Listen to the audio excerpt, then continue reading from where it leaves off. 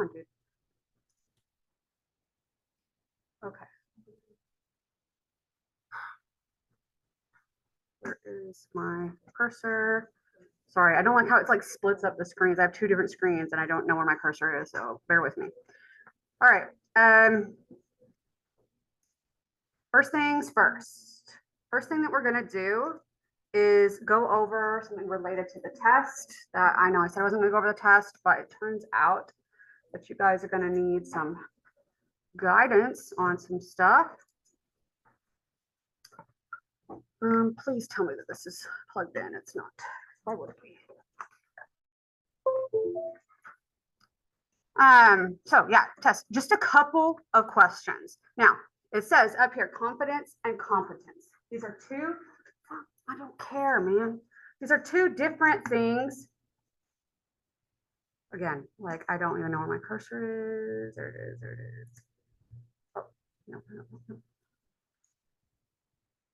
Okay, two different things. Being confident and being competent, right?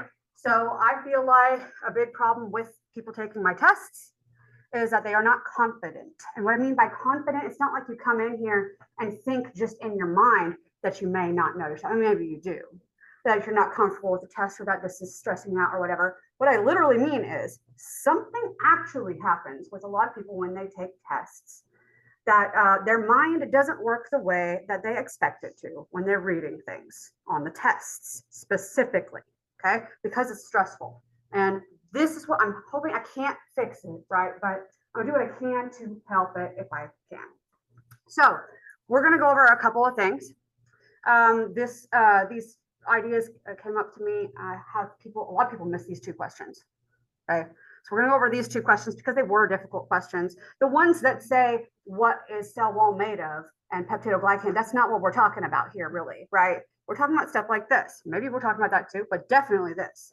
Epidemiology virologists from the CDC have discovered an outbreak of a Nobel virus in a village in the Black Forest region of Germany. It appears that this is a zoonosis transmitted to humans via an avian reservoir. What is one thing we can say for certain about this virus based on this information alone? Okay, most people got this wrong, so that's why we're going over this. First of all, I'm just going to go through some of these choices. We have two choices here that deal with the genome. Why are we doing this now? 10. Okay, so we have two choices that have to deal with the genome. I'm going to lose it. I'm going to lose it. I guess I can't use writing on this because it's not letting me do that now. But basically, we must have a segmented single-stranded RNA genome like influenza. That's the second choice that's up there. And then the fifth choice, the last choice is it must have a DNA genome. So there's two statements about the genome. Now, if you guys remember what we learned about viruses was that they can have a single strand or double strand, RNA, DNA. It could be positive sense, it could be negative sense, right? We know that. But did we talk about when viruses have RNA versus DNA? Did we talk about when it's single strand or double strand? What did your study sheet say about any of that? It said nothing about that. That's not going to be the answers. We didn't talk about that. Okay, out. So those are already out because that's information we didn't talk about. It's not actual a thing that you can predict, by the way, just by knowing that it's a virus that infects birds and people doesn't tell you anything about the genome. Nothing at all, just flat out, let alone we didn't talk about how you could tell. All right, next thing, the up one from the bottom choice, that is, it must have an envelope. We talked a little bit about virus. Actually, let's come back to that one. Let's come back to that because that must have an envelope. The top one says it must have a capsid, right? We've eliminated RNA and the DNA choices. Top one says it must have a capsid. One above the DNA says it must have an envelope. So those have to do with the structure of the virus. But first, I want to assess the one that's in red that was wrong. It must infect pigs and swine as well as birds and humans, just like influenza, what we'll show here. Leading into the fact that we've called it a zoonosis. Being a zoonosis just means that it is being maintained in an animal population. It only has to be one animal. It doesn't have to be a whole animals, okay? Zoonosis means that it exists in an animal population. The flu, for example, is a zoonosis. It does exist in birds. Some strains also exist in swine, but not all of them, by the way. So those are zoonosis, but you don't have to have all animals or anything like that. So don't get caught up by the fact that it says zoonosis. That must mean there's more animals involved, because we can't infer that at all. So that leaves us with it must have a capsid and it must have an envelope. And guys, we talked about structure of viruses, didn't we? What do they have to have at the bare minimum?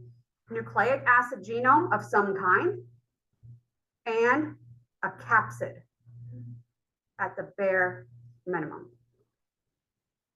They sometimes have an envelope. So if it was me and it was asking, what do you know about this virus based on this information? Well, I know it's a virus. One of my choices is it must have a capsid. That's the answer. I wouldn't even look at the other choices if it was me, because I know viruses have to have a capsid. That's all this question was asking. Which of these you know viruses always have? Capsid. That's what that question's asked, okay? Overthinking that question? Probably.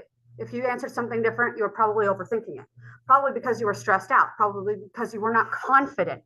When I stand here and I'm saying to you guys that, hey, you guys know this virus, genome and capsid. And you're like, yeah. So you guys are probably like, well, that makes me feel stupid because obviously that's the choice now that you're saying that. Yeah, I know. You understand what I'm telling you here. What I'm saying to you right now, when I'm saying viruses have a capsid, you guys are like, yeah, I know that. Where does that go on the test? And like I said, this isn't an intelligence issue. This is a stress issue. What is happening in your body, in your mind, that is making it where you can't make those connections? Because it makes sense to you now. You know it. So what happens, right? Unfortunately, I don't have the answer for all of you, and it will be different for people, of course. Fortunately, I don't have the answer for all of you. I want to tell you a story about one of my students who was in my hybrid class last semester. She was failing my class for quite a while. And she came to me, I think it was about halfway through the semester. She's like, I can't, I'm trying everything I can. I'm studying and studying and studying. She brings me her notes. And what she's doing is rewriting her lecture notes or rewriting the textbook and studying from Quizlets and flashcards. That's all the same thing. Over and over and over again. You're wasting your time if you're doing that. Literally wasting it. Go through your flashcards. Once you learn them, you don't need to be wasting your time with that. You don't need to be copying them again. What is that doing? You're not actually learning anything. You're just memorizing words. And then when different words show up on the test, it's going to freak you out and stress you out. Stop that. Okay. That's why I said they have their time and place when you're learning about a concept. And once you have that down and you need to apply it and understand it, you need to be moving on from flashcards. Flashcards aren't going to be doing that. Copying your notes over and over again, unless you're understanding what you're writing, doesn't do anything for you. It's not going to make you understand it, right? Does not do that for you. So you need to understand it and work on things with the information in a different way. When I'm asking you guys, I know I've already brought this up, to write your questions for your extra credit.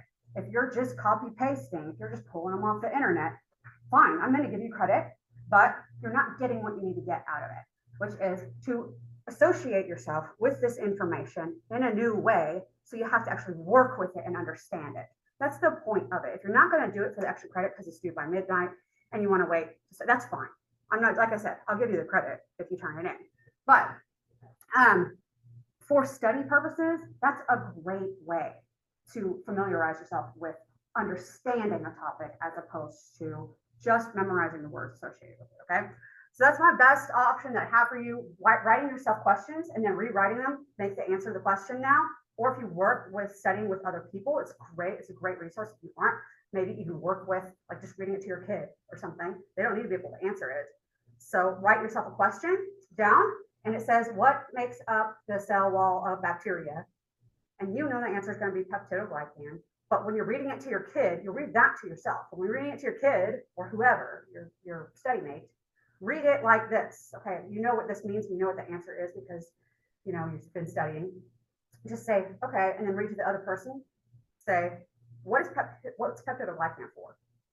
And you know the answer because you already looked at the question. It's going to be cell wall, bacterial cell wall. So that's what I'm saying. Flip it while you're working with it.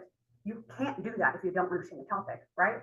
You have to understand it to do that. So if you're doing this and you're studying by yourself, to the mirror, to your kid, to your dog, writing down questions, whatever it is, and you get to something that you can't do that with it, you need to take it back a few steps. Then go back to your flashcards and see what they're not doing for you. In addition to reading maybe some stuff from the textbook to help it make it sense, or watch some videos from Amoeba Sisters online that rephrases it without stumbling on their words like I do, or whatever you need to do to make it clearer on those topics that you can't flip that way. And I'm being serious. You can't do that with everything on that study sheet. That is why you're not doing well on the test. I'm not joking. Okay. All right. The other question, just because it was a difficult one and I want to go over it.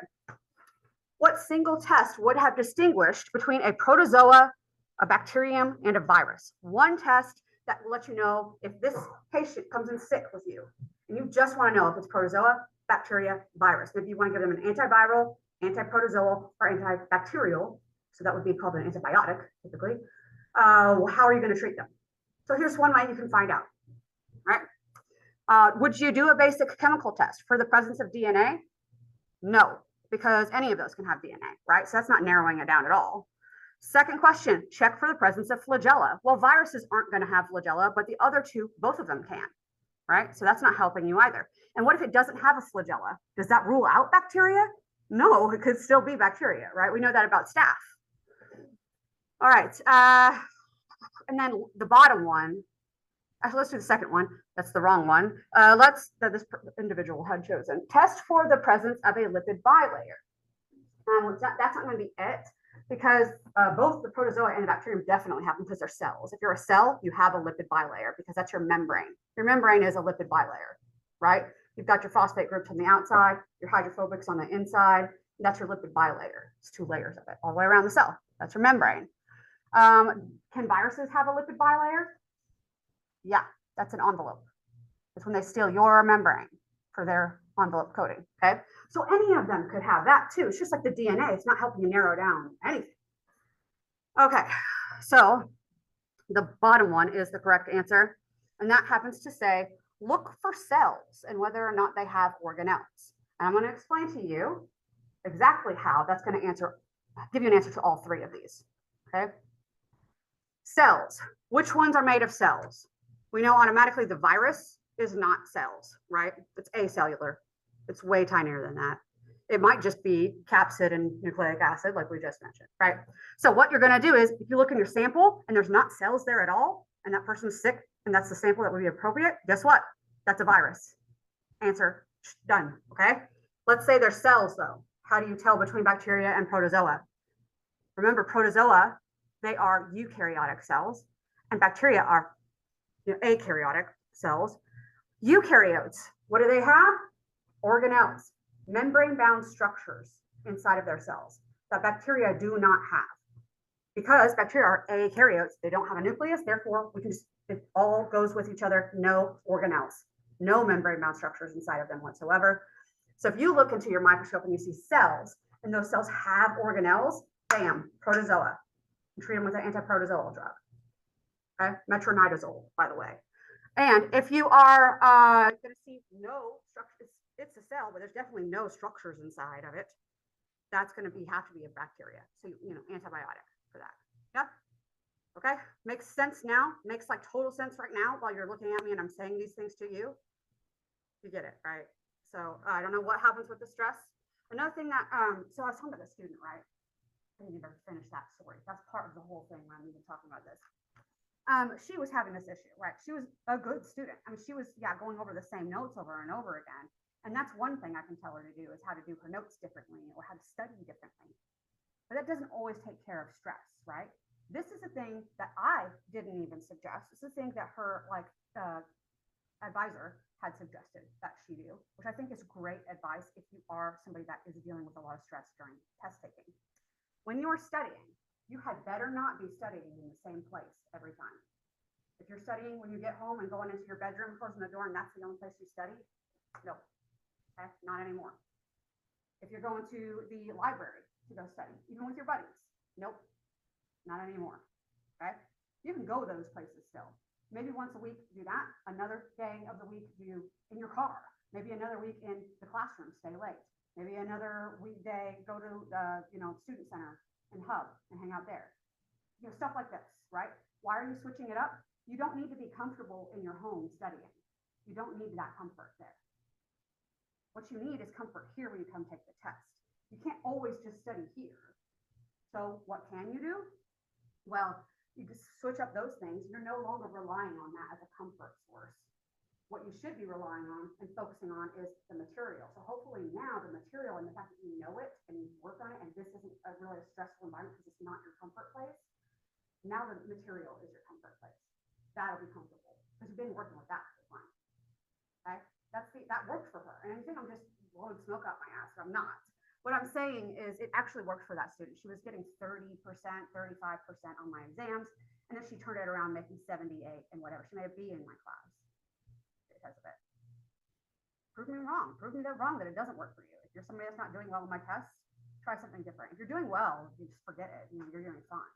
But yeah, another thing that I can help you out with here. This one's going to be particularly useful.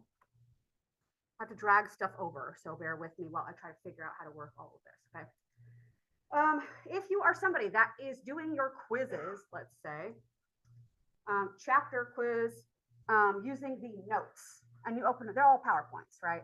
That's how I have them set up. So if you're using those to answer your questions on your quiz, maybe you're using your own notes, and that's fine.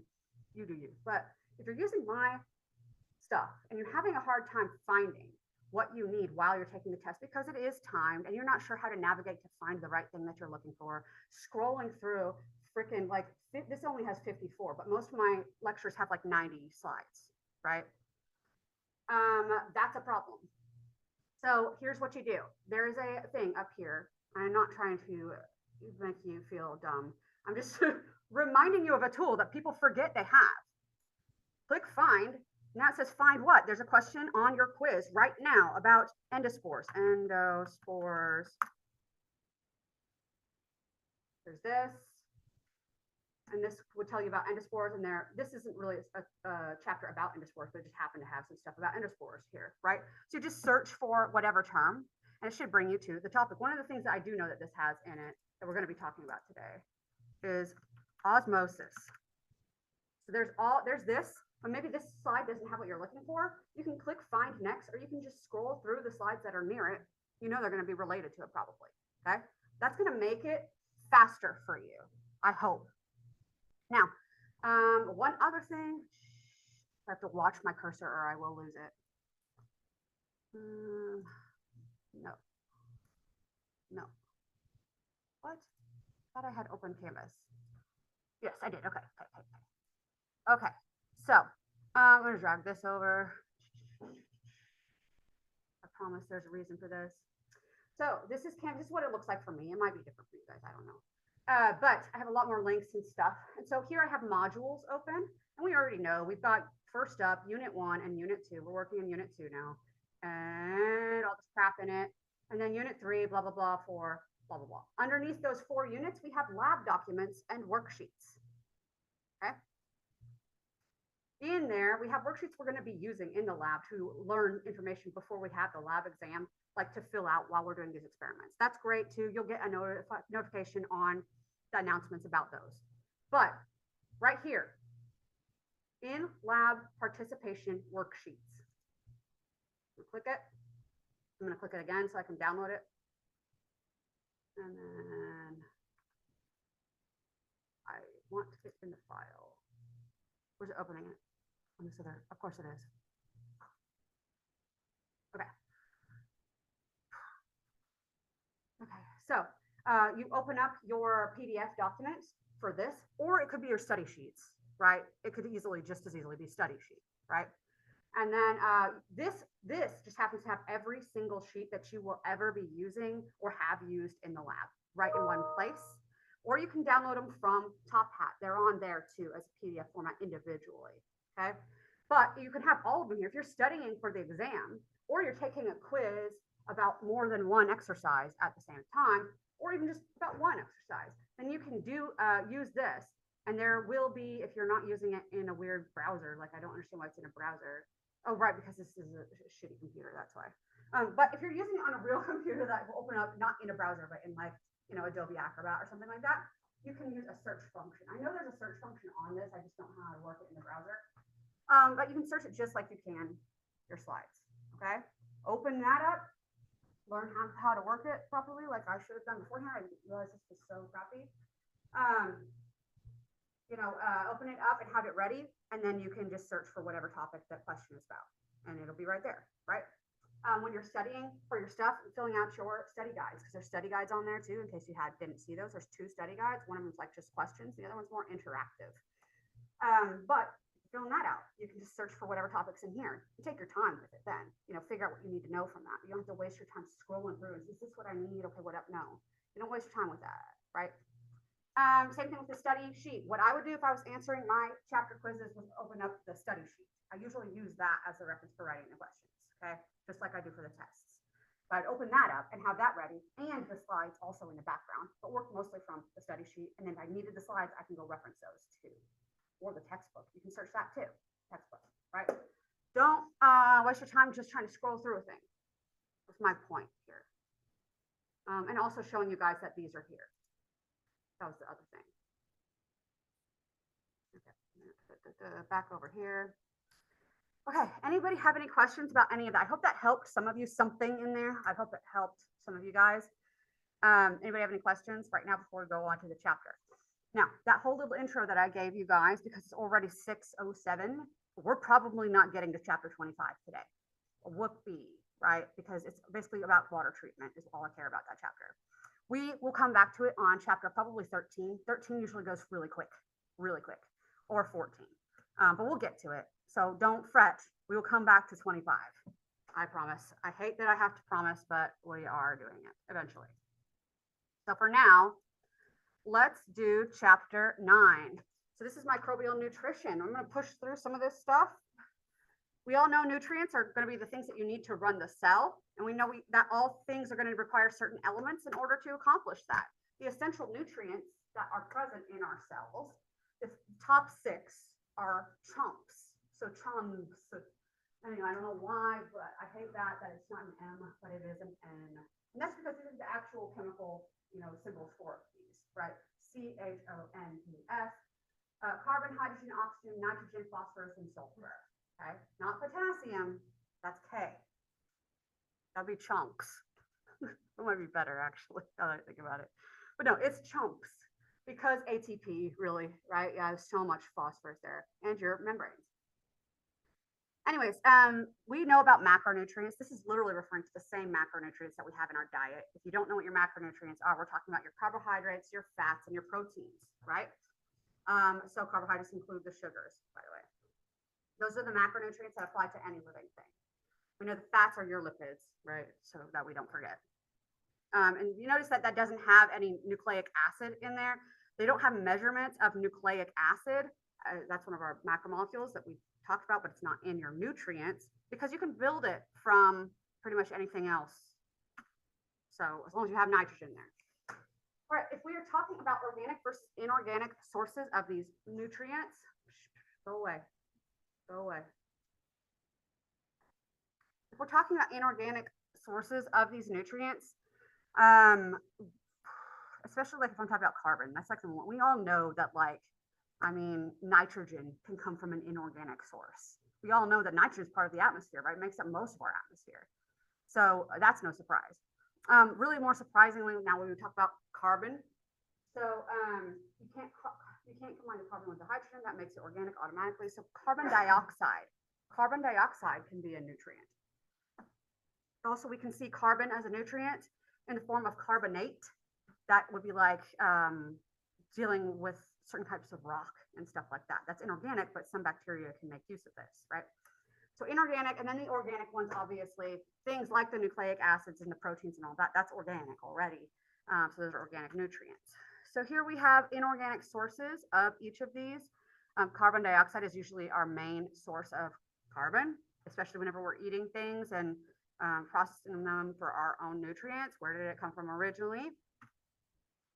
So we can break organisms down with terms. Why do we not have terms for everything? Break them down on where their carbon comes from. We have the heterotroph and the autotroph. You and I, heterotrophs. We have to basically steal organic compounds that other organisms had to make originally, because we can't make them from scratch on our own, not from inorganic starters. So other organisms took inorganic, turned it into organic, and we steal that by eating them. Okay, that includes us, and that includes anything that's eating dead material as well, right? So forget those guys. Yeah. Then we have the autotrophs. These are the guys that made it. These are the guys that made the organic molecules. Go figure. Auto being self, and then troph, let's not forget, no matter where you hear it, is going to be feeder. Like we heard trophozoite for the protozoa, right? That's the active form, the eating form. That cyst is the form that is dormant. So anyway, these guys can use inorganic carbon dioxide as the carbon source. Plants, they take energy from the sun to turn carbon dioxide, which is an inorganic molecule, into an organic molecule called glucose. And they can use that for building blocks, but they generally use it for energy, make energy later on. But they use inorganic carbon, and that's pretty impressive. And some bacteria, of course, they can do that too. All right, nitrogen, we already said it's from the atmosphere, but we also have bacteria that are getting nitrogen out of like the soil in the form of like nitrate, nitrite, or that NH3 ammonia. Cells cannot take up nitrogen unless it is in the form of ammonia or attached to some other sort of like nitrogen containing organic compound. Amino acids, by the way, eating protein that has nitrogen in amino, NH2 group. Okay, growth factors. We should already know this by now, that a growth factor is an organic compound that you cannot synthesize in your cells, but you have to have it in order to live. So our vitamins, things like vitamin C and vitamin B12, I know we've talked about this already, we can't make those in our body, so we have to have them in our food. That makes them a growth factor. Okay, we're going to talk next about the energy source. And we usually name organisms based on not just their carbon source, autotroph and heterotroph, but also their energy source. Okay, so we're going to go through these. But first, no, not first. Let's just talk about it now. I don't know why this is like, okay, here. Okay. Okay, phototrophs. These guys are going to be using the actual like energy from the sun, right? And it's still going to be, these are chemotrophs, and these are going to be using energy from food. So obviously plants get their energy from the sun, and chemotrophs get their energy from breaking down food. That's us, obviously, right? We don't get it from the sun. Those are your two choices, okay? You don't get another choice. It has to be these, one or the other. So photoautotrophs, yeah, we're going to do combinations here, but lucky you, you only have to know two of them. I don't care about the others. Photoautotrophs, they are using light for energy, right? Autotrophs do carbon that is inorganic and fix it into organic. Inorganic, CO2 to organic, and then this means light for energy. I'm gonna put E and I'm gonna put a little thing. It means energy. So that's the idea. That's all that you really need to know about the photoautotrophs. It has two things going on there: where they get their carbon and where they get their energy. Chemoautotrophs, not doing them. Yeah, don't care about them. Chemoheterotrophs. These guys, I know that bacteria fall into chemoautotrophs. A lot of them do, but I don't care. Okay, that's just all I'm gonna say. Chemoheterotrophs, because most of you guys are going in nursing and not into studying bacteria, you might want to know about chemoheterotrophs. Getting your energy from chemicals, and you're a heterotroph, so you get your carbon from organic compounds that were already made by other things. That's us, automatically, right? We know that's what we do. We get our energy from chemicals, and we use organic molecules. We don't fix carbon dioxide into organic molecules. What we get is already in organic. So the aerobic respiration. Aerobic respiration is what we're going to talk about in chapter 10. I'm not going to get into the details right here, but it is how your body makes the energy, right? How our bodies for sure make energy. We have glucose, which is a 6-carbon sugar. I'll just say that for now because it's going to come up a lot next chapter. It's a 6-carbon sugar. You also have to take in oxygen at some point. And then your waste products are going to be carbon dioxide, water, and this isn't really waste, this is your product. This is your ATP, which is your energy. That's the whole point of this. one glucose, 6-carbon glucose of these will yield in bacteria 38 ATP, in us 36, because we have to move it across the mitochondrial membrane. Okay. But this is net what we make. Okay, so after using the stuff that you're using up to do this whole process. Pretty crazy. Pretty crazy. You can, that's a lot of energy, and I'll show you really how much it is in a moment. But yeah, so this whole thing relies on oxygen, basically, is my point. So we have to have that. And if you guys do not get the oxygen that you need, then you cannot go through to make the energy that you need, and you die. That's why you die. I know I said it, but I can't drill it in enough, because I think it is one of the coolest things and one of the most important things you can learn about the body that's under taught. Okay. Saprobic organisms are ones that are, saprobes are going to be breaking down dead things. That's all you really need to know about them. They are chemoheterotrophs. Okay. Most of these guys are going to be bacteria and fungi. That's no big surprise, right? All right, yes. So they can't just eat, like if there is a dead body lying on the floor right here, because remember the professor got killed. So there's a dead body on the floor over here and it starts to decompose. The bacteria can't just eat the whole body, right? They have to break it down somehow. They don't have teeth to break it down. So how are they going to take in those nutrients into their cell? They make these enzymes that break down the molecules of the dead matter and then absorb it into their cells. Okay, so those are exoenzymes. Exo being outside, enzymes being, proteins that break things down, help reactions or break things down. Okay, so this is just a picture of that in case you needed a picture of it. The blue thing is what's outside of the cell, and then they make enzymes that break it down, and then they absorb it. We have saprobes. We can break them up into groups as well. We have obligate saprobes. These guys are only ever going to be breaking down dead things. They're obligated to do so. Okay, always going to be breaking down dead stuff. That's all they ever do. Then we have some guys that we would refer to as facultative parasites. Facultative is a term that we're going to be introducing a lot pretty soon. So I know we've talked about obligate. It makes sense. Facultative, I don't know where the word comes from. But what it means is that they're going to be able to switch between. You sort of think of it as being similar to like the amphi. Okay. So saprobes that can switch between breaking down the dead things or feeding on a host like a parasite would. This is stuff like opportunistic fungi, like athlete's foot and stuff that might not necessarily always exist as a bad guy, but now they are because, hey, they're here. Or like when I told you guys about the aspergillus that I had the sinus infection from, that fungus, that's not normally doing that, right? It's normally just being a fungus and probably breaking down dead things like the rotting wood that probably is inside of this building somewhere. It has to be because I feel like it smells like it, bad things all the time. But anyways, that sort of stuff. Okay, so they usually do that, but then they are opportunistic and they take the opportunity to cause disease. So parasites in general. Now, parasites live on or in your body and cause harm. Okay, that's what that means. If you are a parasite, you have a symbiotic relationship with your host, and you are causing damage to your host and benefiting from doing that. Obvious ones that everybody always thinks of when I talk about a parasite would be like ticks. That's obviously a parasite, right? That's a macro level parasite, but they are obligate parasites, just like this is saying down here. They're obligate parasites. They have to be a parasite. They have to drink the blood in order to get their nutrients. They're not going to get it from anything else. They can't switch between. They're not facultative. So these guys are obligate parasites. Ticks are.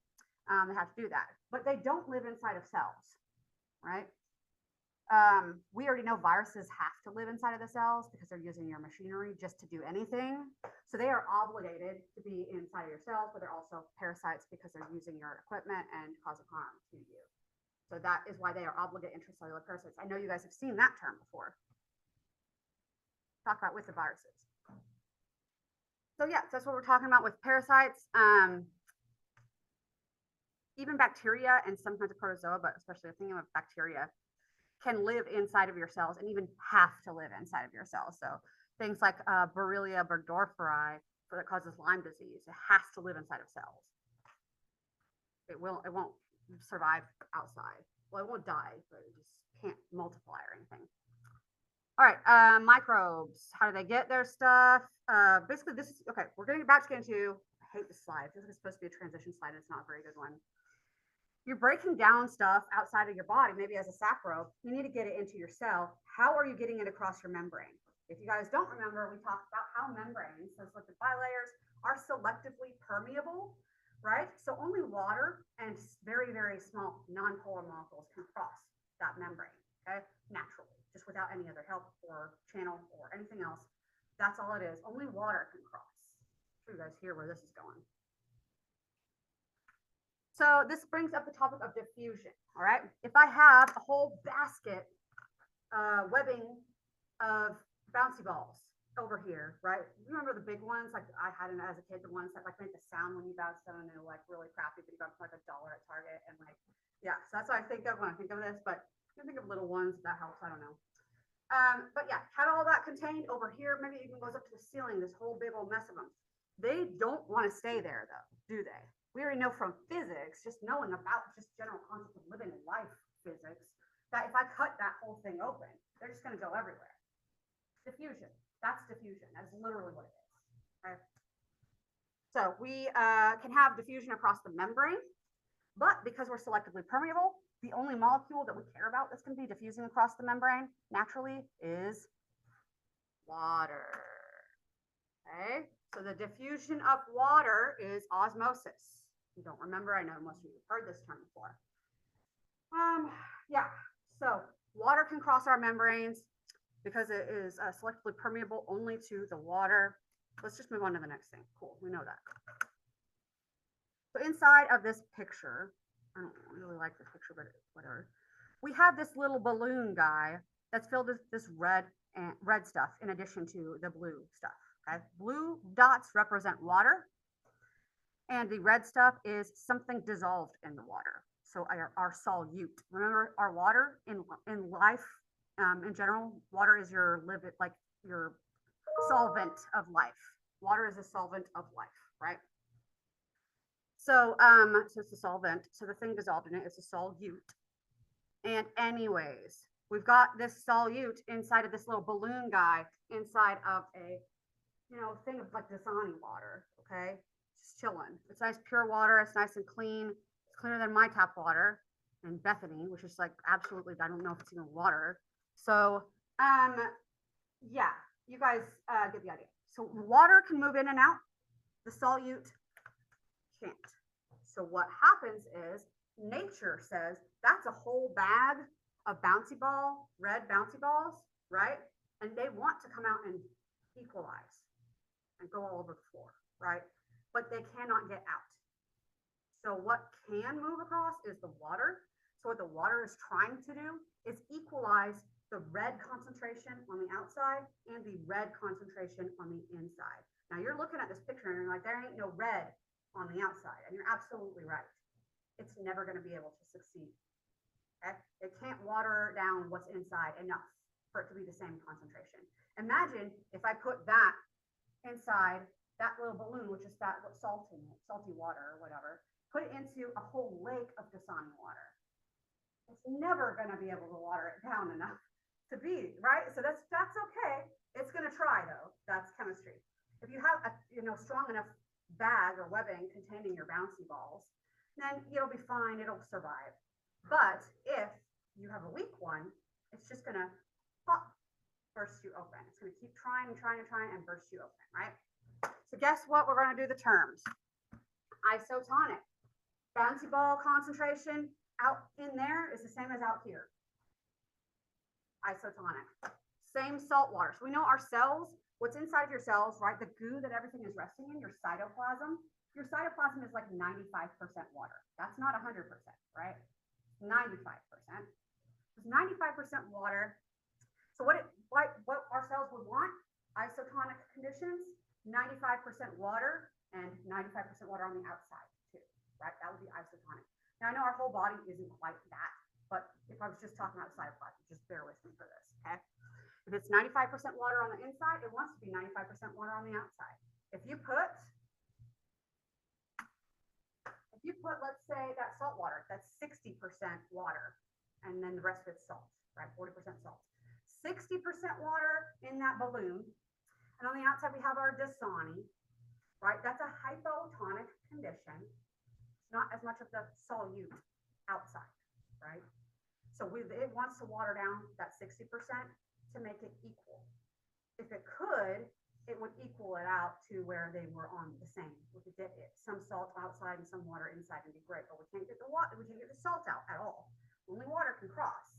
So that water's going to keep coming in and coming in and coming in to try to water down the saltiness of that 60%. And like we said, if it's 100% out there, you're never going to get it to, you can't, it's impossible. But let's imagine that you put that 60% into a 59%, I guess we use 61% water, but 59%, I guess salt is what I was talking about. But yeah, let's say that you put it into something that is just slightly more water and less salt, right? Slightly more water and less salt would mean that the water could go in and potentially water it down enough where it would be equal, right? So that's small shifts, but I feel like the big shifts, paint the picture better. If you don't have a cell wall, basically cells, because they're not being protected by a little bag like the bag of balloon was. So cells that have a cell wall, like bacteria, I guess all bacteria cells for the most part, but they do a lot better in this situation than ones without a cell wall. They can swell up and burst if they don't have a cell wall to keep their structure, okay? Hypertonic. Now we're talking about in our extreme. If I take your cells with their 95% water inside and put them into salt, literally, just salt, and just pack them in there, right? Like we would do with some foods, and pack it in salt. That creates osmotic pressure, and that means that it's creating pressure on the cell, basically, to lose its water. That's what it will do. We all know that if we put a cell that is 95% water inside into salt, the water is going to move out, right? It's going to suck all that water out of it. And that's no surprise. That's because of those hypertonic conditions. And that caused the osmotic pressure there. So they can use that concept to preserve food, like I've already said. Now, when you're talking about creating osmotic pressure, we know you can pack something in salt, but did you know you can also pack it in sugar? The solute does not have to be salt every time, okay? That's just my examples because I feel like it makes sense to everybody. It could be sugar. A lot of sugar that's on the outside, that's still looking at concentration of water, right? So if you make preserves and you're boiling up your preserves and you're getting it really thick and sugary, you'll even add sugar to it. And then you'll have your sterilized cans and then you'll just close it and it'll be safe and good to go because that high sugar content is unfavorable to things growing in it. It's just so high in sugar, just like the salt, okay? All right, so here's pictures. We have the isotonic solution where it's equal on the inside and the outside. Because we love chemistry, we get to look at this picture and it's telling us about how the rate of diffusion is equal in both directions. Yeah, okay. The water can cross the membrane and it's always going to be crossing the membrane all the time, even if it's equal. That's all it's saying. I hate that though, but whatever. So it's equal on the outside and inside. Hypotonic, where it's like straight up Dasani on the outside, it's going to swell. You'll swell up. This guy has a cell wall, so he doesn't burst. But if you don't have a cell wall, you will burst.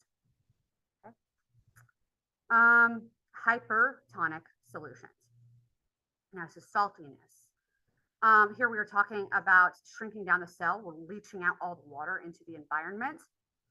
And you see here our cell wall for the bacteria stays on the outside to kind of maintain some shape and structure there. That can help quite a lot, especially if you have a thick cell wall. If you don't have anything, you just have your cytoplasmic membrane, then that will lead to plasmolysis, causing you to die. So plasmolysis, when you lose all of that water out of you. So you shrink down, super, super shrinky, okay? That's what I said, super shrink. You guys ever taken a bath or gone, maybe not as much in swimming, but definitely taking a bath, right? You get the wrinkly fingers. And not really as much when you're swimming, right? Because the chlorine is there to balance it out. That has entirely everything to do with the water concentration, right? You know, in a pool, a swimming pool, or if you've been swimming in a lake, that there's enough crap in there that it's going to be maintained differently than what we have in pure water. Now I'm telling you that if you take a bath, maybe you have all this stuff that you put in your bath, and that's great, but you'll have less wrinkling on your fingers too, I guarantee it. But if it's just water that you're taking a bath in, you get the wrinkly fingers. What's happening is the hypotonic. We all think that it's shrinking and shriveling, but that's not what's really happening. What's really happening is your cells are swelling up, but they're attached to your extracellular matrix and being held in place there. So it looks like wrinkles to you as they swell up like that. That's what's really happening.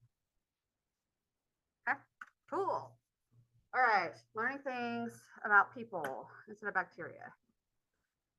All right, so bacteria and amoebas have to live in fresh pond water. Of course they do, because we're going to be looking at them in the microscope. It wouldn't be interesting if they didn't. So bacteria have their cell walls to keep their shape in that fresh water. Amoebas, they have a contractile vacuole, and a vacuole is just something that, like plants and stuff, store water in. This one is contractile. It's just made to constantly absorb water that's coming in. Because remember, you're in Dasani water. And in your cell, you are constantly taking in water because it's trying to water you down. So you just take all that extra water and just shove it into a vacuole, and then it just squirts it out of your cell. Constantly doing that. That's what amoebas do. That obviously is going to require a lot of energy if you need to do that, right? That makes sense. Just existing doesn't. And then the ones that live in hypertonic environments, places that are high salt, like a salt lake or something like that. Halobacteria, there are some halobacteria, of course, it is talking about halogens like chlorine and fluorine, whatever, but specifically with the salts, chlorine, right? Sodium chloride. And what they do is they take salt in and make it part of their cell. So instead of the 95% water and 5% salt, let's say, they have 60% water and like 40% salt. They live like that on purpose, and they exist like that. So obviously, though, if you take them and put them in our environment that would be good for us, they would burst, right? They're not adapted for that. They're only adapted for these salty environments. Okay, so now we're needing to get stuff across our cell membrane. We've talked about osmosis, we talked about isotonic, hypertonic, hypotonic, and the diffusion of water. So that's simple diffusion. You can just do it across membrane. We don't need anything there to help that out, right? It's just going to do it on its own. Then we have facilitated diffusion. Where's facilitated diffusion? Basically, these are just proteins that act like a channel, but they're not open all the time. But they're only going to move things with the gradient. So now I'm talking about you have a bouncy ball container here. And essentially, it's like if you were going up to that bouncy ball container and gradually moving it out onto the floor until it's equal on both sides. And when it's equal on both sides, that's all you wanted and you're happy. That's basically what it's saying. Okay. So it's still moving with the gradient. It's still diffusion. And it's still going to happen without energy. But it's kind of controlled, like one person moving it at a time. You might have two, you might have three, whatever. But it's controlled, right? That's the idea. You can only cross at those locations. There's a problem with that because those locations can become saturated. And that means like if all you have is the one person moving the bouncy balls, then that one person can only move one at a time. That's saturated constantly because there's always going to be one that you have to move until you get done with it, right? It's saturated. What's competition? Competition is, let's say we have red balls and purple balls, okay? And there's a whole bunch more red ones and just a couple of purple ones in there. Maybe your cell needs the purple though. But they all go through that same channel in this instance. So you're moving the reds preferentially the most, right? You can't choose. There's no energy in there for you to be able to choose. So you're just moving what is there via diffusion with your gradients. And so eventually you'll get to a purple, but of course you're going to favor the red just because of concentration. That's all competition is talking about. Okay, two things going through the same area. One is favored over the other, usually due to either it binds better, like I can just grab the red ones better, or there's just more. That's what it means by affinity, binding affinity. If I can just grab the red ones better, then yeah, I'm going to grab them more. Okay, next thing. So that's diffusion. That all depends on moving things so that it's equal, wants to be equal, right? Now we have active transport. This is moving things against a gradient. So let's say there's nutrients outside of your body and you want them to be inside more of them, but you already have a lot, but you still need more, right? So there's just a little bit outside maybe, and you still want it in. You need energy in order to make that happen, to go against the gradient. It's like if we had the bouncy ball thing and it had halfway full, right? And then you have some that are out here that you want to get back into the container, you're going to have to use energy to get them back in, right? They're not just going to naturally diffuse that way. It's impossible. They can't diffuse that way. They're only going to diffuse the other way. But you want them back in there, and that's the cell, by the way, that's in the analogy. Picking up the nutrient ball and then putting it in there. That requires energy, right? Whenever we had, here's the way that I can kind of tell you to remember it. Bouncy ball container. You cut it open, it's going to go everywhere. That's diffusion, right? A bouncy ball container, it's already got some in it, and now you want to put it back in there. You have to do that with energy. Diffusion didn't require any energy, it did it on its own. Okay? That's the difference. Active transport, energy is required. We have to have this in order for your nerves to work. Your nerves are going to depend on concentrations of potassium and sodium inside and outside of the cell in order to send their signals. That's always going to be pumping, sometimes against the gradient and sometimes with the gradient. It just depends on where your signal is going and how. And whether you're resetting or if you're sending the signal. So that's important for nerve signaling, of course. And then, of course, we need special pumps for moving hydrogen ions. And you're like, okay, of course. What do you mean? Like, what does that mean? Of course. Yeah, if you haven't taken physiology, you don't know what I'm talking about probably, but you're gonna. So, again, that's chapter 10, in case you didn't figure that one out. So this is going to be active transport. We can have it be driven by ATP, or, and our only other choice, and the one other thing that we could possibly care about. So we have ATP driven things or proton motive force. The proton motive force is created in aerobic respiration whenever we're creating energy. Okay, that's what that's for. That's the only thing that it is used for, is making ATP without using ATP. We'll talk about how that works whenever we get to that chapter. But at least we have a primer, so it won't be like totally foreign when we get back and we do that. But yeah, you have to have ATP in order to cause your protein to move things against a gradient. You can move things in groups too. So spend ATP in order to move things all together. Cool.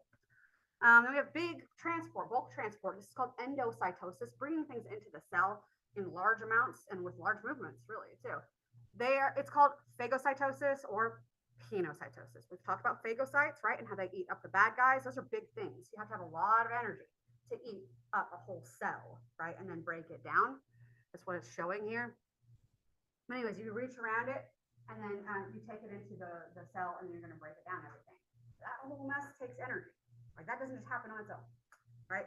So that's phagocytosis. Penocytosis is cell drinking. So taking up oils and things like that, or other solutions of some kind. The cell can take that up, the liquids in little amounts. Cell drinking, I always think of Pinot Grigio. So that's how I remember it. I don't drink Pinot Grigio, just to be clear. I just remember about it. Yeah, so that's that. Temperature, let's just go through these individually. Temperature, your microbes might have preference in the temperature. They might like it hot, they might like it medium, or they might like it cold, right? But no matter what, every organism has cardinal temperatures, and that's just the minimum temperature you can survive and exist at, the maximum temperature that you can handle, and then the preferred temperature. So it's 3 temperatures when we talk about the cardinal temperatures. Those 3 temperatures, the maximum you can tolerate, the minimum you can tolerate, and then the optimum. Oh, we did it. So usually the maximum temperature, by the way, is dependent on denaturing proteins in the body. So it's like the highest temperature that your cell can withstand and still survive. But if it gets higher, your proteins start to denature, and that's when you start to not be able to function. Yeah, if I were to like bake you in an oven whole, if I were to do that, your proteins would start to destabilize, right? They denature, they break down, and that's how that would cause you to die. You need your proteins. They do everything for you. All right, we already know optimum temperature. So here we have some terms. We're going to just go through these guys. They have them all lined up so you can see them all at once, but we're just going to go through them. Psychrophiles. These guys prefer the cold. Psychrophiles. That can't be surprising. So file, of course, being love. Now, psychro, that might be a new thing to you. I didn't know that word before I started teaching this. But psychro means cold. So we also have the psychro tolerant. That speaks for itself then. Yeah, cold tolerant. The psychrophiles, they can grow in freezing temperatures. Then we have the mesophiles. If you don't know what meso means, it means like middle. Mesophiles, that's like anything, us, we are mesophiles, and all of our pathogens are mesophiles. So stuff that's medium to us, normal temperatures to us, that sort of stuff. Usually going to favor 20 degrees C to up to 40 degrees Celsius. Those like high incubation temperature. So your body temperature is 37 degrees Celsius. 20 degrees Celsius is room temperature. Just put those into perspective. Okay. So 40 is not that much higher. Then we have the thermophiles. These guys like hot temperatures, and we're talking about things usually above 45 degrees Celsius. But the extreme thermophiles, these guys, they grow at temperatures between 80 degrees Celsius and 121 degrees Celsius. We're talking about flourishing at boiling temperature. That's these guys. So all of their proteins can't denature at boiling. They can't. They have to be hardy enough and strong enough for their proteins to work. Even at those high temperatures, which is why we steal some of their proteins for our PCR, right? The DNA polymerase for PCR. All right, gases. Atmospheric gases, oxygen and carbon dioxide usually affect the growth of organisms as well. Some organisms need carbon dioxide, okay? They're called capnophiles. I don't really care that much about that, but that is the word for them. The one that I'm more concerned about, obviously, oxygen. Okay. This is important because this is going to come back to chapter 10, which is like my favorite chapter. So this is organisms that can use oxygen, and we're talking about aerobic respiration here, right? So creating that energy, getting the glucose to that 38 ATP, that thing that I showed you before, that had to have oxygen, right? Remember how if I took it away, you die? If you fall into that category, and you're any kind of organism that falls in that category, you use oxygen, but you also have to be able to detoxify. That means you're going to make some products during this whole process that aren't going to be perfect with extra electrons and crap like that. And we're talking about like free radicals, oxygen-based free radicals. And when you have a free radical, you have extra electrons and crap like that. It can ruin how like your proteins are going to interact with one another and all sorts of stuff. It causes damage to your cells, basically is what I'm saying. It ruins the bonds, the nice bonds that you made between everything. So you have to be able to deal with that if you're going to make that crap. Okay. All right. If you do not use oxygen, so these guys do not use oxygen. Okay. They don't use it, and they cannot detoxify. Okay. No detoxifying. And then we have those that do not use it, do not use, and they can detoxify. All right. So we have the group that uses oxygen, they have to be able to detoxify it. There's no other choice. And if you don't use it, maybe you're exposed to it every now and then, so you have to be able to detoxify. But maybe you don't usually, and you don't need to detoxify, so you just can't. Okay? That means if you cannot detoxify oxygen and you do not use oxygen, you do not detoxify it, if I put you into oxygen, you die. Okay? That's bacteria that certain bacteria. We'll talk about them more. I don't need to get ahead of myself. Singlet oxygen, or it's also written as O, or 1O2. It's basically telling you it's half of an oxygen molecule, but it's happy, which should look bad to you. This is not a normal situation, right? We know O2 is stable, where you have oxygens bound to one another. If you just have O by itself, what's happening with electrons that were being shared here, right? Something is wrong with this picture. That's singlet oxygen, so it's very reactive and reacts with all sorts of cell molecules. And then our phagocytes that were eating up the bad guys, right? I told you they eat them up and they break them down and kill them, right? How? Chemically speaking, one of the things that they do is they make this singlet oxygen, and that's one of the things that can help kill. So they actually store this in lysosomes and will mix it up with invading bacteria to kill them, right? So you better be able to detoxify them if you're doing that crap. But yeah, so that can be useful. So singlet oxygen, that's a problem. Another thing is going to be superoxide. that's O2, and we have an extra electron here, so now it has a negative on it, right? So again, extra electrons, not a good deal. It's going to interfere with your bonds and crap. Then we have hydrogen peroxide and hydroxyl ions. What's wrong with hydrogen peroxide? It also can be damaging to cells if you don't have the right equipment to deal with it, okay? So it creates sort of free radicals and stuff. So what do we do with this crap? Superoxide. To get rid of it, we use this enzyme, superoxide dismutase. And all it does is it adds in some protons and hydrogens. So now we have these extra electrons, right? But we have the positive to absorb that. But now we've made, as a result, because there's hydrogens there, H2O2. Okay. And we have regular oxygen as a byproduct of that. So to deal with those extra electrons, we make hydrogen peroxide. That's what superoxide dismutase does. Now, I already told you that hydrogen peroxide is bad, right? It can cause damage. So how do we get rid of that? That enzyme is called catalase. And this is probably one you should definitely remember. I might ask a test question about catalase, about superoxide. That really just threw me off, sorry. But definitely about catalase. Catalase is going to come up in your actual lab exam too, okay? Because what catalase does is it turns hydrogen peroxide into water and oxygen. Really easy equation here, right? Have you ever had a cut that you put hydrogen peroxide on? So that would be starting here. You put hydrogen peroxide on your cut and you saw bubbles. Yeah? So the bubbles, that's made from gas that we call oxygen. And also there's a byproduct of water whenever we're dealing with that. We have to detoxify oxygen. We have catalase. Okay? So that's what you would do if your cells that weren't already got keratin to protect them and everything like the outside, if you expose your nice little juicy cells on the inside, could potentially need catalase to protect from hydrogen peroxide, okay? Because all of your cells need to be equipped to deal with oxygen byproducts. What we'll be doing in the lab, we'll be taking your samples and dropping drops of hydrogen peroxide onto them. And if we see bubbles, guess what? Your bacteria has catalase, okay? Cool.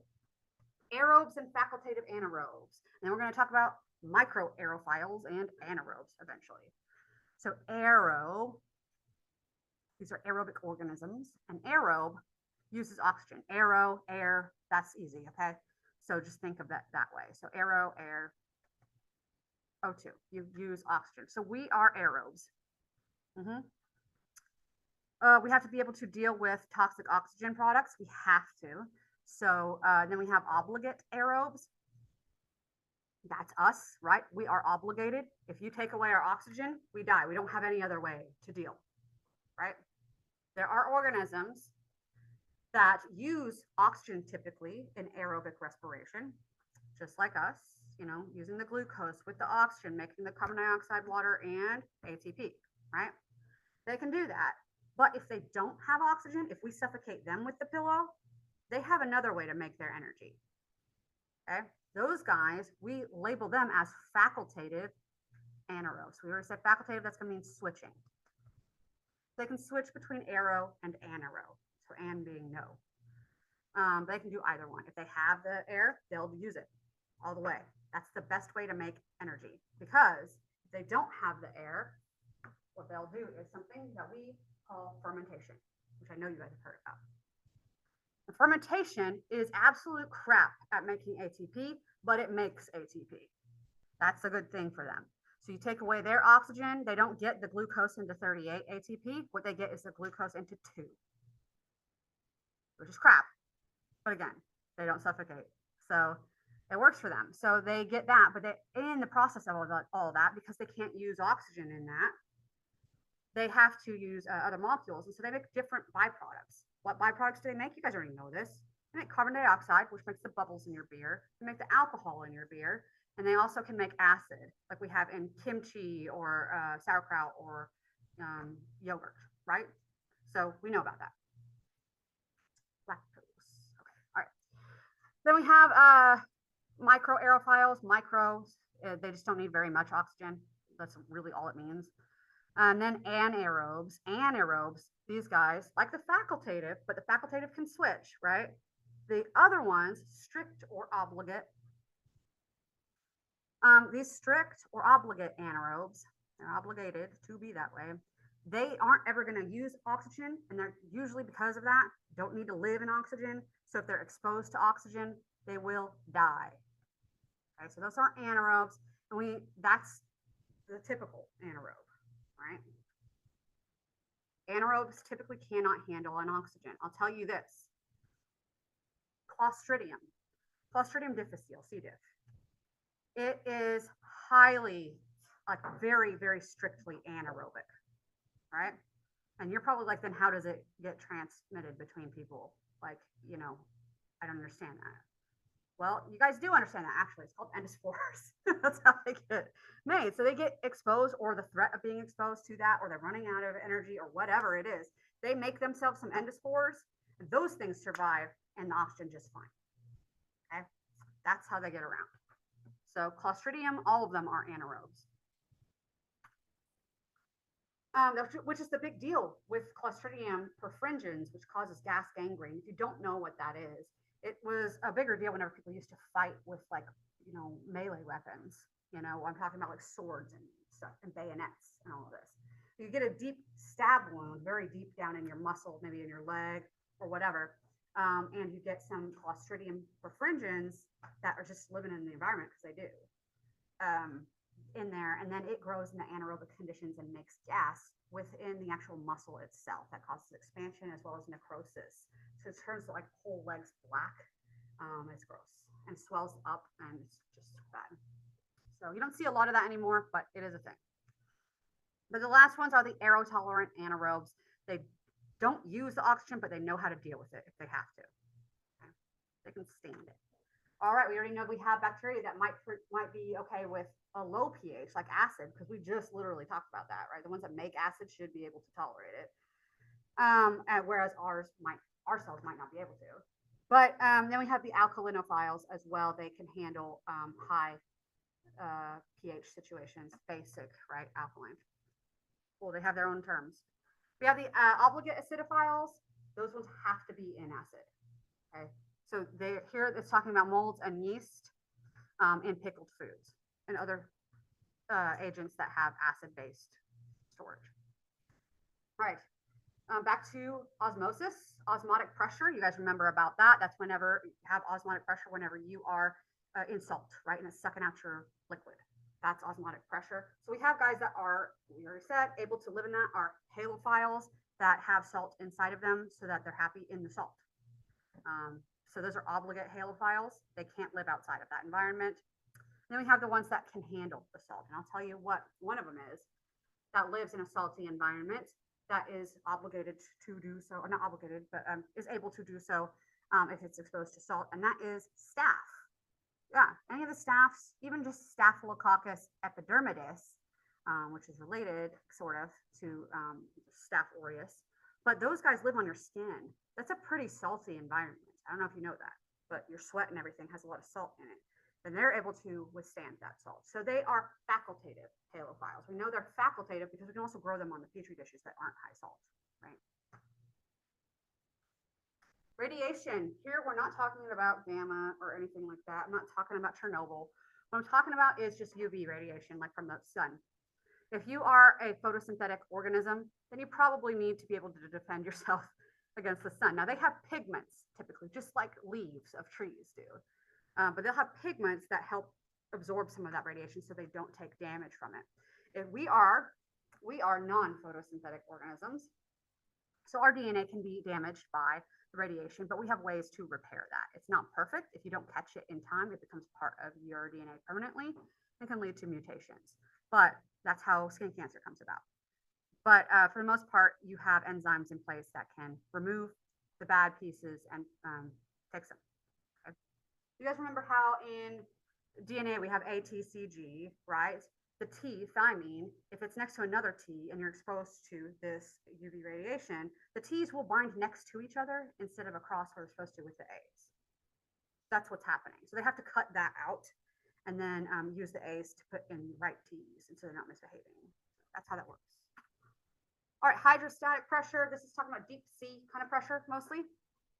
These are the barophiles. They like to live deep in the sea, and if you bring them up from the sea where there's a ton of pressure on them, they will bust open, just like people. And if you think I'm joking, I'm not trying to make a joke about that submarine, because that was kind of the opposite thing, right? They were like a balloon that was solidified that went down there, and then it got a break somehow and it crumpled in. I'm not talking about crumpling it. I'm talking about exploding outward. So if you work on an oil rig, this is one of the most dangerous jobs you can have in the entire world, like high rated danger. Okay, very high paying as well, though, of course. So you're fixing on an oil rig. Down at the bottom, they are not floating around. They are attached to the seafloor. So that's deep, deep, deep down in some areas. So they have to go down in these little, like a submarine, but it's attached to the oil rig. And they'll go down there and work on the bottom of the oil rig. They have to acclimate to it, but they're usually down there for a few days working on it and checking things out and making sure everything's good before they come back up. They get a lot done while they're down there because you don't want to keep having to go down there. And they come back up. And they just bring the whole thing up there, but it's still pressurized for that deep, deep sea. So you get up there, there's apparatus and people up there to help decompress. It takes days to decompress from that kind of pressure, right? You can't do it fast. This is why you can't do it fast, because if you do it fast, like I said, you're going to explode. And what happened one time is that exactly that. There was a miscommunication and somebody opened a seal when they weren't supposed to, and everybody inside of it exploded instantly. And I'm sure you can imagine what that would look like if nobody survives that, right? People outside of it also died because of the pressure. It just caused, the pieces to go everywhere. But not of the people. The people were missed. That's what happened to them. So what happens is, it's like scuba diving. I know you guys have heard of the bends. So it's like you go deep down and you're scuba diving out like 300 feet deep or whatever, and you need to make a stop halfway through. That's to decompress. It's allowing your body to deal with the air that might be expanding as you're going up. So it deals with that. And if you don't do that, then if you go down to the bottom and you are doing that for hours and hours and you just go straight up, the air in your blood will expand and kill you. That's the bends. But if it's serious. If it's just a little bit, then you get all this pain and discomfort and you have to go get treated probably, and all this, but hyperbaric chambers and everything. But that's just if it's a little bit. If it's a lot, it can kill you. If you go down deep in the sea and you hold your breath, if anybody has ever scuba dived before, you know exactly what I'm talking about here. You hold your breath very deep down, let's say 100 feet down, you're just holding your breath and you're just like, I don't know, trying to save your life or something. You get out of like your sea lab or whatever you're working in. Probably nobody knows what sea lab is, but anyway, so you get out of sea lab and you're swimming free. There's something going wrong in it. And you go up, you just held your breath and you just go straight up as fast as you can. Your lungs are going to burst because that air in your lungs is going to expand. So what they tell you when you learn how to scuba dive, you open your mouth and say, ah, the whole time that you go up to let the extra air out so that your lungs don't bust. This is real. I know, because I scuba dive and I hate it. Okay. I liked it in like 10 Killer when I was like in Lake 10 Killer and places like that. You put me in the open ocean with clear water where I could see everything around me, and I had a panic attack. So we don't do that anymore. All right, so obviously some organisms need a certain amount of water or less water, depending. So that's just still referring to that. It deals with diffusion. All right, next we have relationships between organisms. I promise I'm going to get through this really quick, I promise. Symbiotic versus non-symbiotic, right? Symbiotic is required. This is not required for non-symbiotic, okay? We have mutualism, both members benefit. Commensalism, the commensal benefits and the co-inhabitant does not. But you're not getting harmed. You're just not benefiting. Parasitism, we mentioned that. The parasite has to be there, but it's causing harm to its host, yeah? All right, synergism. Now we're going to the non-symbiotic stuff, by the way. Non-symbiotic stuff, synergistic example, members cooperate and share nutrients. This could be like even too in an environment, like if you have like monkeys that eat on the outside of the fruit and drop this seed, but then this other organism wants to eat the seed that's on the ground. That's synergism. They don't have to have that happening, right? But it is beneficial. Antagonism, some members are inhibited or destroyed by others. This is also not too difficult to imagine, but I'll give you an example. It's like if you were growing on your piece of bread, your mold that makes the penicillin. Okay, happens to be that one. Penicillium is the name of it, by the way. And it's growing on your bread. And the reason it makes that is to keep the bacteria in the nearby environment from encroaching on its nutrients that it's trying to have. It doesn't want the bacteria trying to steal in its nutrients. So it makes an antibiotic to kill the bacteria in its environment. So that's antagonism. They don't have to have this interaction, but it exists. Cool, cool. All right, biofilms, we mentioned that. Yeah, you don't feel like you need to brush your teeth again. Yes, so on like a rough surface, and they attach there, and they grow, and with all this sticky substance to hold them together, made of the same stuff as the capsule or slime layer. Yeah, and all these different bacteria can come in and join in on the fun. But no matter what, if they have waste products that are being made, that lets the other ones nearby know, oh, you're still making these waste products, you're doing pretty good, or oh, you're making this kind of waste product, that means you're dying. So they can, that's how they communicate. That's called quorum sensing. That is a term that you need to know. They communicate, it's not conscious, right? But they're just reacting to chemical signals. All right, we're really close. Okay, the bacteria also divide. It's different than what we do with mitosis. They don't do mitosis. They aren't going to pull their chromosomes apart. It's way simpler. They just make copies, and then they split it into equally, okay? So just like the PCR that we talked about, 1 becomes 2, 2 becomes 4, 4 becomes 8, and so on and so forth. They double, right? So that doubling time, the amount that it takes to go from 1 cell to 2, varies between organisms. We got E. coli that's really fast with, and then we've got things like Mycobacterium leprae that has a doubling time. I think it is 28 days. 28 days to go from 1 to 2 cells. That's a month. So it's like really difficult to work with in a lab. I'm sure you can imagine. Very slow growing, and like being exposed to it, very, very long time until you start having symptoms. But yeah, even when it's favorable. So what you're going to do is you can measure your cells, your growth as over time by taking samples out of your broth over time. So if you just inoculate your thing like we do in lab and take a sample like every 10 minutes and plate it on a plate, you can see how it's progressing over time and get an idea of your doubling time and all that stuff. So that's how they figure this out. They also plot these growth curves. Okay, when it's exponential growth, they can plot these stupid curves based on taking the samples over time. And then you can see that most of them are going to follow this pattern. The lag phase, that's the initial inoculation. You're putting it into a new environment and it has to start reacting to those new environment things, right? That's all that's happening here. Getting ready. We're getting ready. Exponential growth phase, exactly what it sounds like. Now we're happy we have all the nutrients we need and everybody's growing. It's good.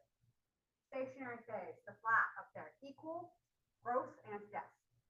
So things are starting to lose a little bit of nutrients, but we're still strong.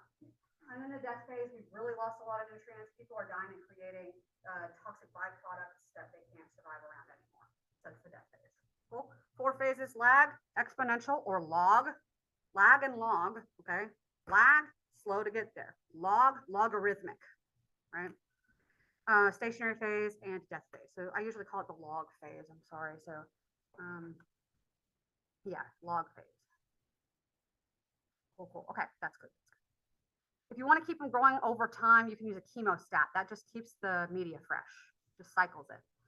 Then there's other ways. If you don't want to play out your crap and wait for it to grow and see how it's doing, you can use other things. You can look at your actual sample directly in a microscope and count them using a special grid counter called a Coulter counter. Well, it's not called a Coulter. I forget what it's called, but you can do that with blood cells too. But anyways, you can do that, count them directly, or you can do turbidometry, which is literally measuring how cloudy it is. There's machines that can do that for you. You guys know how it looks when it's growing.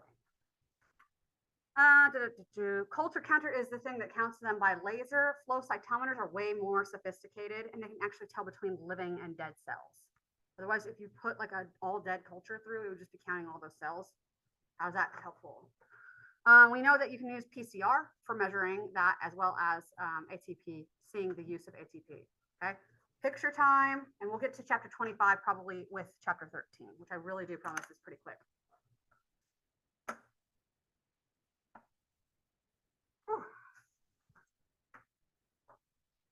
I always forget how long chapter 9 takes. Need to redo that schedule.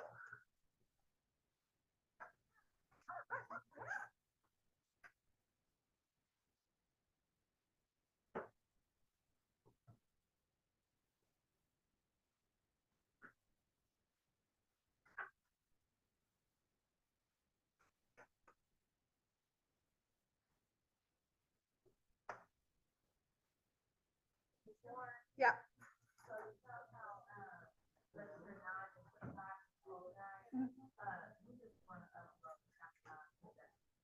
You can do them both. It's fine because it's my responsibility to get the information of 25 to you. You were here for it if it would have been tonight.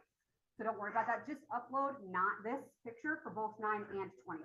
So you don't have to worry about it then. Yeah. You can do both of them. If you want to just look them up and make them, it's fine. So yeah. Yeah.